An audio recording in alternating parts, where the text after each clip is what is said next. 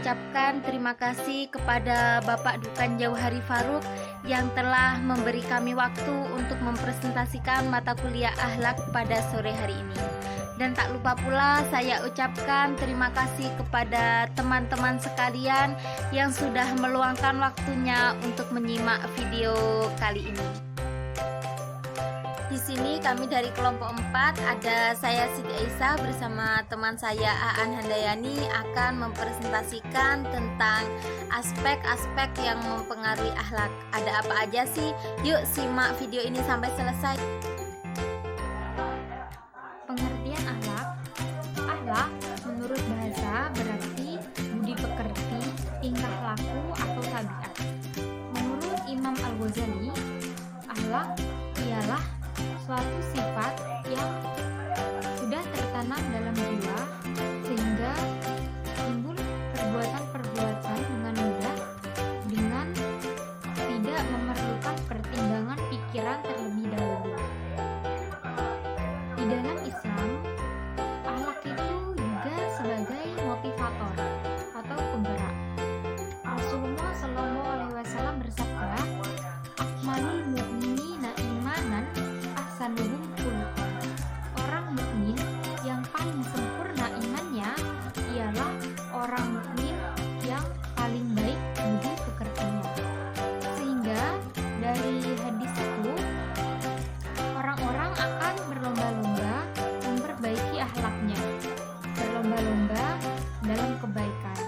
Fastabiqul khairat. Tujuan dan manfaat pendidikan akhlak. Adapun tujuan dari pendidikan akhlak ini adalah untuk membentuk manusia yang bermoral baik, keras kemauan, sopan dalam berbicara dan perbuatan, mulia dalam bertingkah laku, bijaksana, sopan dan beradab. Adapun manfaat dari pendidikan akhlak ini adalah untuk menjadikan umat sebagaimana yang dicontohkan oleh Nabi Muhammad SAW, menjadi hamba yang dicintai, menjadi sosok yang dihormati dan mampu menjadi teladan akan akhlak yang baik. Sebaliknya, mempelajari akhlak akan mengajak manusia untuk melakukan segala hal yang baik dan mulia. Orang yang memiliki ilmu akhlak yang mendalam akan menjadi orang yang bijak. Dan yang terakhir, mempelajari akhlak yang baik adalah salah satu bentuk benteng terhadap diri pribadi. Akhlak dibagi menjadi dua macam, akhlak mahmudah dan akhlak mazmumah. Akhlak mahmudah disebut akhlak terpuji, sedangkan akhlak mazmumah adalah akhlak tercela. Contoh akhlak terpuji seperti beribadah pada Allah, berbakti kepada kedua orang tua, berbuat baik, dan lain-lain. Sedangkan akhlak mazmumah contohnya berbohong, dengki, sombong, dan lain-lain. Aspek yang mempengaruhi akhlak manusia. Banyak sekali aspek-aspek yang dapat mempengaruhi terbentuknya akhlak manusia, antara lain adalah tingkah laku manusia. Tingkah laku manusia adalah sikap seseorang yang dimanifestasikan dalam perbuatan.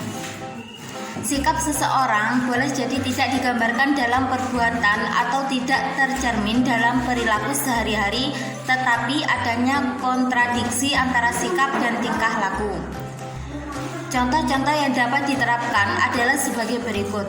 Akhlak-akhlak yang berhubungan dengan Allah Subhanahu wa taala, akhlak terhadap diri sendiri, akhlak terhadap keluarga, akhlak terhadap masyarakat, akhlak terhadap alam dan sekitarnya.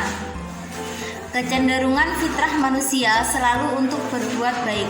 Seseorang itu dinilai berdosa karena pelanggaran-pelanggaran yang dilakukannya terhadap akhlakul karimah, melanggar fitrah manusia, melanggar aturan agama dan adat istiadat. Untuk selanjutnya adalah insting dan naluri. Menurut bahasa, insting adalah kemampuan berbuat pada suatu tujuan yang dibawa sejak lahir, merupakan pemuasan nafsu, dorongan-dorongan nafsu, dan dorongan psikologis. Dalam insting terdapat 3 unsur kekuatan yang bersifat psikis, yaitu mengenal atau kognisi, kehendak atau panasi, dan yang terakhir perasaan atau emosi. Untuk selanjutnya ada pola dasar bawaan. Manusia memiliki sifat ingin tahu karena dia datang ke dunia ini dengan serba tidak tahu. Apabila seseorang mengetahui suatu hal dan ingin mengetahui sesuatu yang belum diketahui, bila diajarkan padanya, dia pasti akan senang sekali. Dan tingkat kesenangan itu dibagi menjadi 2. Yang pertama ada kepuasan, yang nomor 2 ada kebahagiaan. Bahagia karena apa? Karena dengan bertambah banyak yang diketahui, bertambah naiklah tingkat kepuasan dan bertambah pula rasa kebahagiaan yang dia miliki. Aspek-aspek yang mempengaruhi akhlak. 4. Nafsu. Nafsu adalah keinginan hati yang kuat. Nafsu selalu mendorong kepada hal-hal negatif yang perlu diperbaiki dan dibina. Cara membina nafsu ini yaitu dengan tazkiyah an-nafsi. Maksudnya pembersihan jiwa dan pembinaan jiwa. Nafsu juga dapat menyingkirkan semua pertimbangan akal, hati nurani. Contohnya seperti nafsu bermain judi. Selanjutnya, kebiasaan. Kebiasaan adalah suatu yang kita lakukan berulang-ulang sehingga kita terbiasa. Ada pepatah mengatakan, "Allah bisa karena terbiasa." Contohnya, seperti seseorang yang terbiasa bersalaman sebelum keluar rumah. Lalu ketika dia bermain dan bertemu dengan orang tua temannya atau dengan guru-gurunya, dia juga melakukan kebiasaan tersebut, yaitu bersalaman.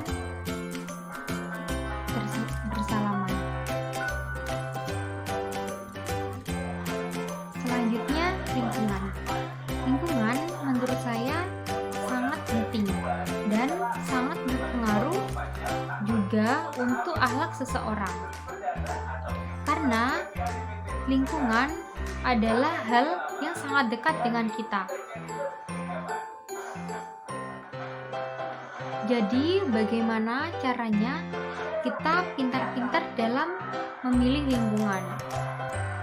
Karena tidak banyak orang yang terjerumus ke dalam hal yang tidak diinginkan karena faktor lingkungan ini. Selanjutnya, kehendak.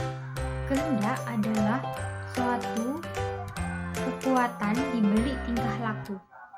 Manusia sangat suka berjuang untuk memenuhi kehendak dan keinginannya, sehingga hal tersebut mempengaruhi sikap manusia.